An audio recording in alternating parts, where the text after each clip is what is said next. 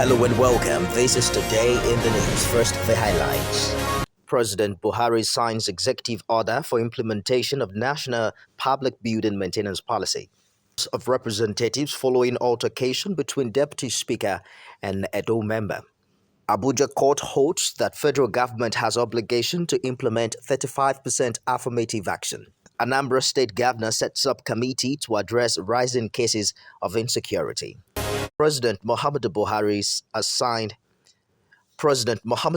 has signed an executive order for the implementation of the National Public Building Maintenance Policy. The executive order now ties maintenance of federal government-owned buildings directly to the economy and will ensure that ministries, departments, and agencies operate a functional maintenance department and make necessary procurement to carry out its responsibilities. The president signed the executive order at the opening of this week's Federal Executive Council meeting at the Presidential Villa, Abuja.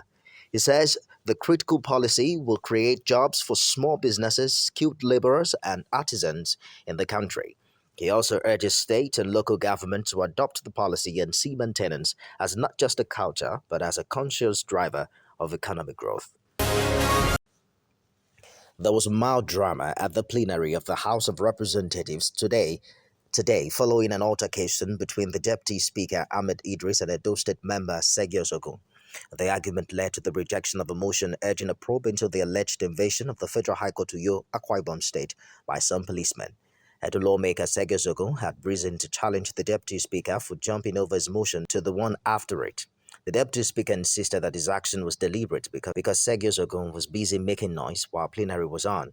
Sergio Zogun, however, took exception to the comment and challenged the Deputy Speaker to read to him the relevant portion of the House rules. A federal high court in Abuja has held that the Nigerian government has obligations to implement the 35% affirmative action, describing successive government of acting in breach of international treaties on women participation in government.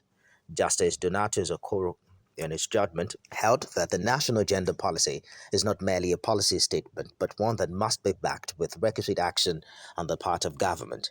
He said that 5% affirmative action, which entails appointive positions for women to ensure inclusivity, must not be merely on paper, as Nigeria is signatory to international treaties, particularly on those entrenching the rights of women.